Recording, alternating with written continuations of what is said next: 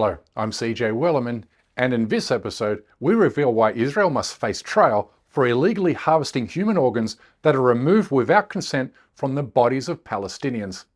But first, please remember to like and subscribe to our show. Now let's get into it. Palestinians are telling reporters that lining up for food and humanitarian aid in Gaza is like participating in a scene from the hit television series Squid Games, in which contestants play a deadly game called Green Light, Red Light, whereby contestants are shot and killed on the spot if they continue to move forward after a red light appears. One Palestinian mother described how aid distribution centres flash a green light to signal they're open and a red light to signal the opposite. As Israeli snipers shoot any starving or injured person who moves towards an aid distribution centre after a red light appears. There's a new category of victims in Gaza: aid seekers. People are being forced to travel to a handful of distribution sites that are backed by Israel and the US to get food. And they're coming under fire. Mainly, it appears, from the Israeli military.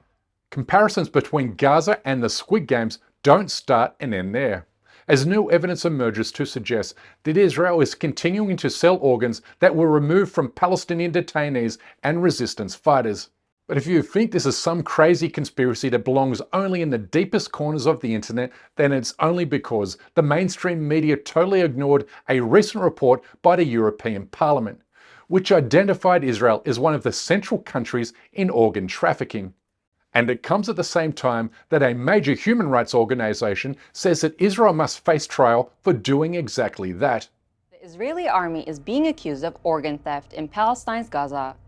A report by the Euromed Human Rights Monitor expressed concern over allegations that the Israeli army confiscated dozens of dead bodies from Al-Shifa and the Indonesian hospital in northern Gaza, as well as from the safe corridor Israel had implemented and subsequently targeted. The report suggests that the Israeli army took Palestinian bodies from a mass grave in one of Al-Shifa's courtyards, a claim backed by the Director General of the Health Ministry in Gaza. 15 years ago, an Israeli pathologist came forward to confess he harvested organs from dead Palestinians without the consent of their families, saying he and his colleagues harvested skin, eyes, hearts, lungs, livers and kidneys from Palestinians and foreign workers without permission from relatives.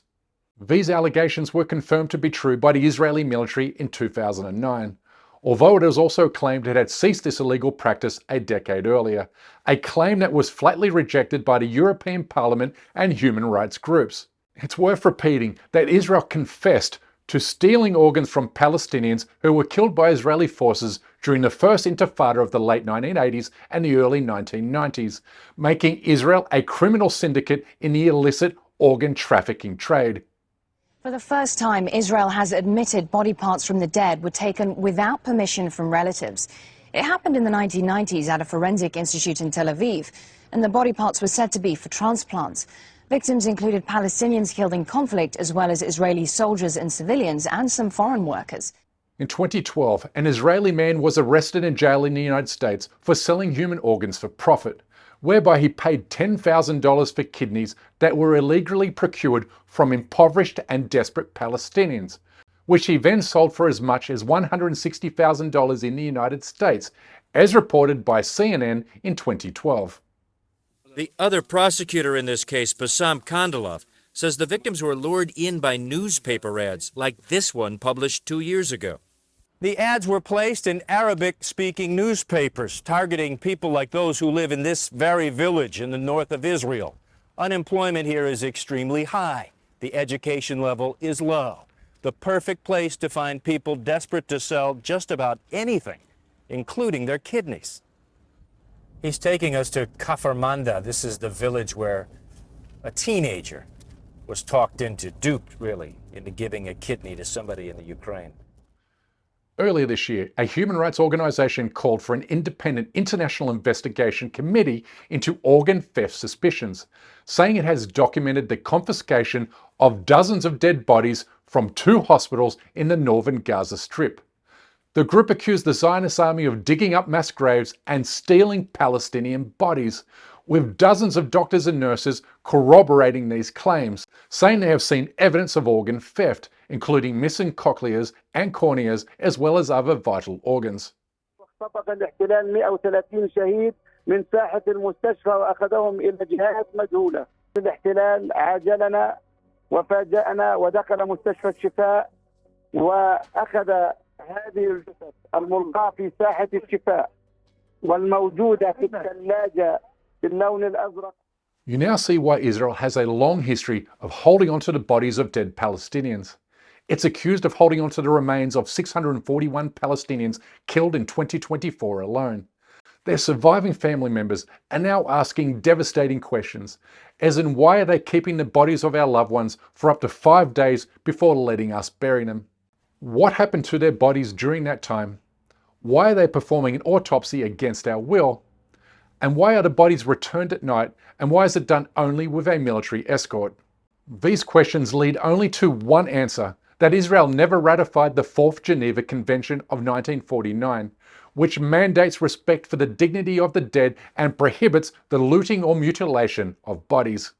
October of 2009, Ghanem was killed by Israeli forces during a raid on the village. He was reportedly on his way home from a friend's house when he encountered the soldiers who shot him dead. His body was subsequently taken by Israeli authorities. Several days later, Ghanem's body was returned to his family. When they received his remains, they noticed unusual surgical incisions, particularly in the abdominal area. It was clear they illegally took his organs. His family's discovery of the surgical incisions was a grim reminder of the potential violations occurring in the conflict zone. Human rights groups used Ghanem's case to emphasize the urgent need for transparency and accountability, reinforcing calls for independent investigations to uncover the truth and bring justice to the victims. Israel's alleged organ trafficking scheme is also explained by simple supply-demand economics, in which the supply of organ donors is limited in Israel due to Jewish cultural mores, therefore causing a spike in demand among Israelis for organ transplants from non-Jewish peoples. In Western countries, the organ donor rate hovers around 35%, but in Israel it's fewer than 14%. This gap fuels demand for organ transplants from overseas or within Palestine.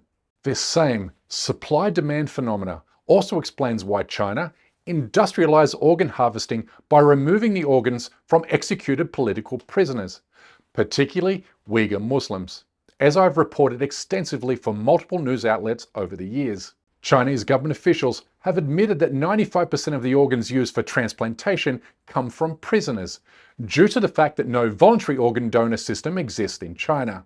All of this raises further questions about why Israel has abducted and jailed more than 1 million Palestinians since invading and occupying Palestine since 1967.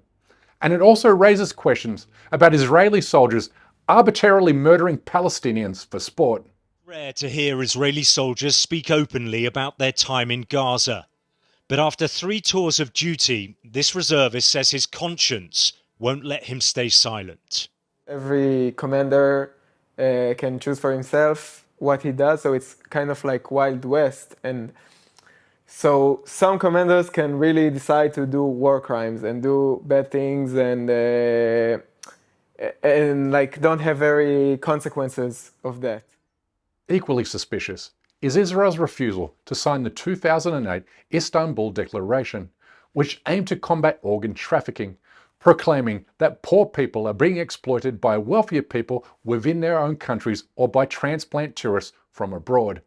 More alarming is the fact that a recent report found that Google searches for terms like kidneys in Israel have spiked since Israel launched its genocidal operations in Gaza nearly 2 years ago.